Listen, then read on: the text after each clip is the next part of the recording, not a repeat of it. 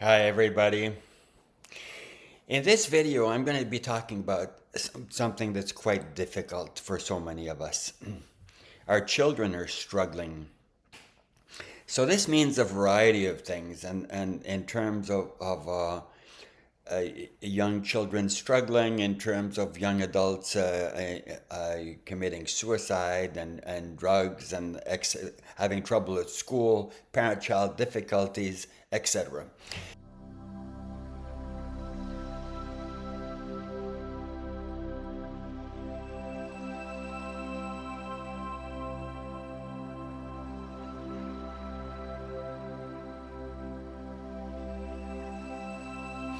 So I'm going to be talking about this broad variety of things here. But first, why should you bother listening to me? So I'll tell you a little bit about me and my background. I've been in the helping field now for 50 years, 50, and my background is couple and family therapy. So I'm certified with the American and Canadian associations for couple and family therapy, marriage and family therapy, it's called in the US. And I'm certified as a trainer in the field as well. So I started out by working in a group home, working with kids who, just things didn't work out in the home, and I said, okay, we need to go into care in a small group home, and forever ago in 1970s, early 70s, I worked there for 2 years. So, and then I said, well, that's not enough, so I got to go further. So I went back and after I had a bachelor's then in psychology. I went and got a master's, and then that wasn't enough. So then I became a trainee. I got training in couple and family therapy for 5 years after my master's, and I ended up training psychologists and social workers and etc. So that wasn't enough.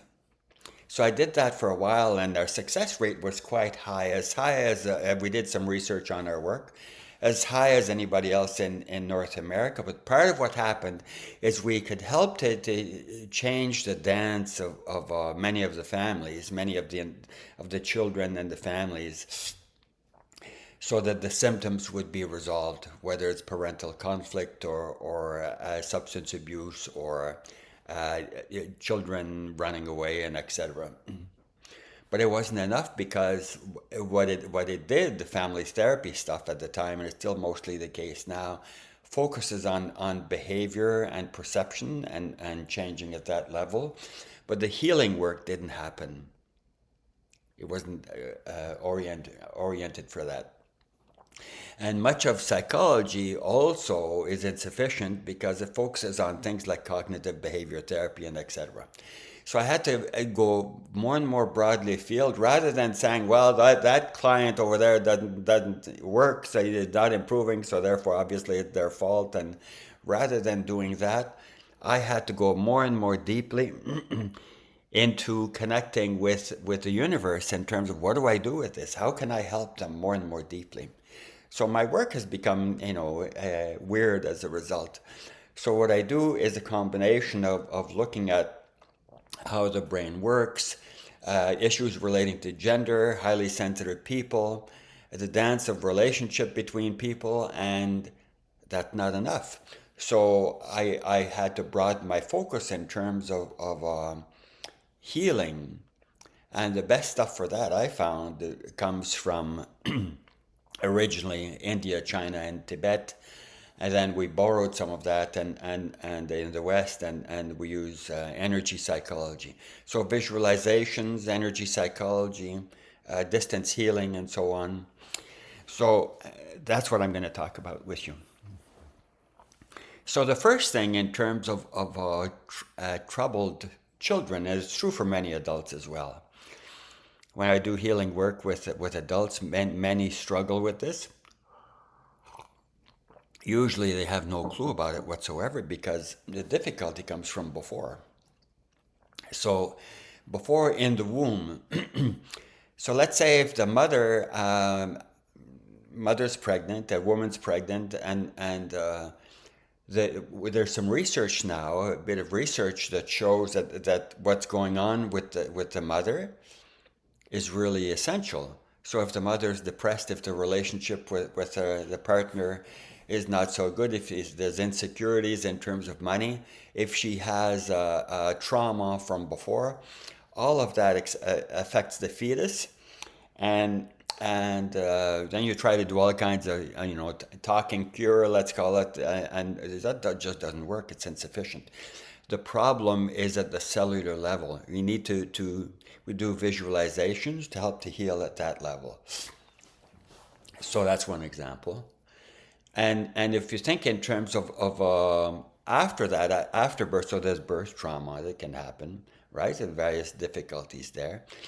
And if the pregnancy wasn't wanted by somebody, by dad, by mom, grandma didn't approve of the relationship, all of these things that the child, the fetus can feel.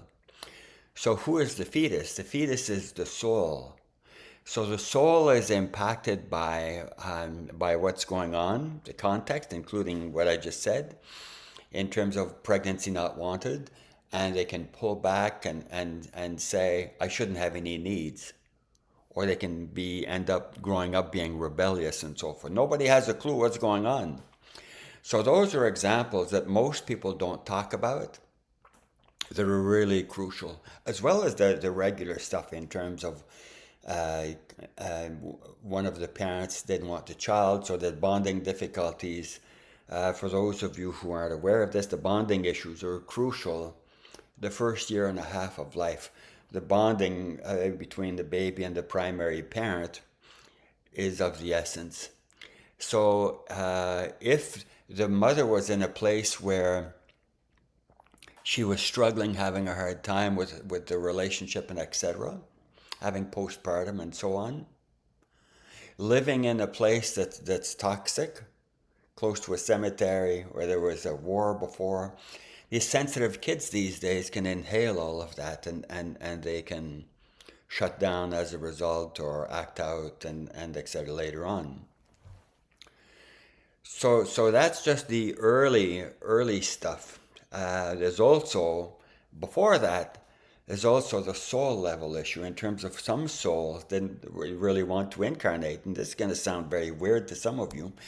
I had to go more broadly to figure out what works and what doesn't work. And rather than going with theory or particular religious beliefs and so forth, I had to say, I have to let go of absolutely everything so that I can go more and more deeply and find out how can we help to heal these particular people who are struggling with this.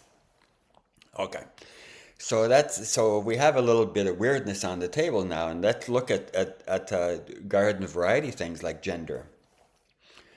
So the child is a boy or is a girl. There are big differences there in terms of we know, for example, that the suicide rate for males is 80% of suicides are males, right? If you think in terms of youth and so on, which is a really crucial issue these days.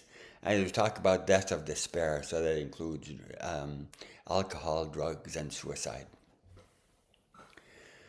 So boys are more likely to in terms of how the brain works, boys are more likely to have shame.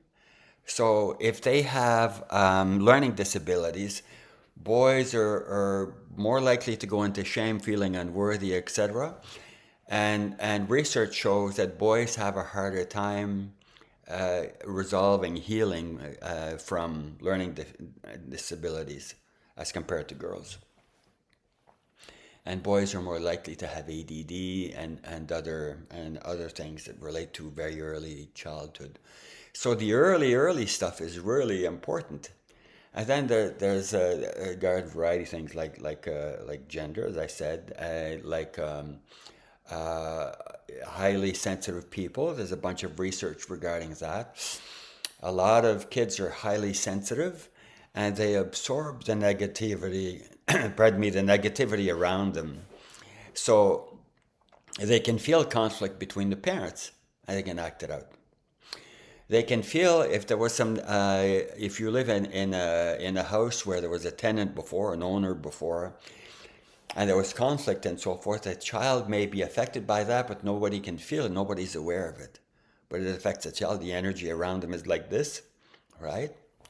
Or the environment is toxic, so they can be prejudiced, for example, right? So the negative energy goes into our energy field. So the child may not have gone outside very much, but the parent carries that. The parent carries the energy in their field, and that affects the child, so in their aura, but also at the cellular level and DNA and etc.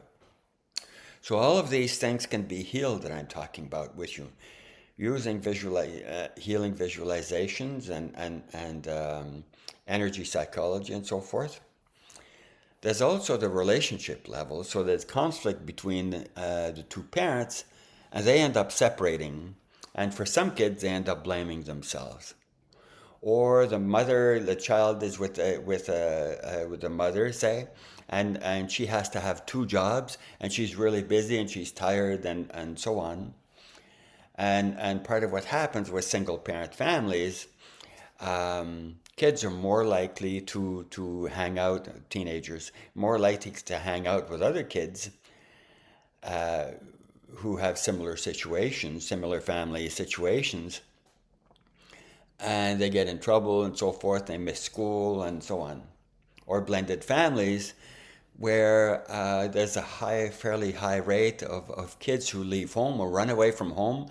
I don't want to be here. You love the other guy more, those kinds. There's a lot of dynamics in blended families. I had to work with all of that. Part of it is I worked as a family therapist in child protection I was involved with that for 10 years. And then after that with First Nations and so on. So I've experienced all these various difficulties with many families over time. So I'm only giving you the tip of the iceberg here in terms of the various types of difficulties, a lot of them that nobody talks about because most people don't know. So if you're interested, I have a single webinar coming up in the next while. You can choose to register for. And this is for parents. This is for kids who are 16 years old and up. So I'll be doing healing transformational work to help clear a lot of those things and more stuff as well. So for other people who are interested, like teachers who want to learn more in terms of how these kids tick anyway, these indigo kids and other types of very really sensitive kids. So, and for other people who want to help to do healing work, helping the world to go to a higher, more balanced place. So we help our kids so that they can go into the future and create more healthily and so forth, rather than a young man over there, 25 years old, sitting on the couch in the basement playing video games, right? High capacity, but they're stuck. So some people are very gifted at blaming parents. Some others are really gifted at blaming the kids and putting a really wonderful label on them and so forth. That doesn't help. All you can do is give medication and so on. What I'm proposing to you is that there's a lot that we can do to help transmute some of these things. Not everything. There's no guarantee that anybody can give you. But if you look more broadly, multidimensionally, then you can help to transmute more and more and more issues. And so there's a greater and greatly likelihood of success if you look at this life and past life and relationships and cellular level and during the pregnancy and so on. So if you're interested in some of that, my name is Rémi. Hit the button below for more information. And if you're interested, we'll see you on the call. And if that doesn't fit for you, you can choose to check our website, quantumunion.com, for more information. Okay, take care. Thank you for listening.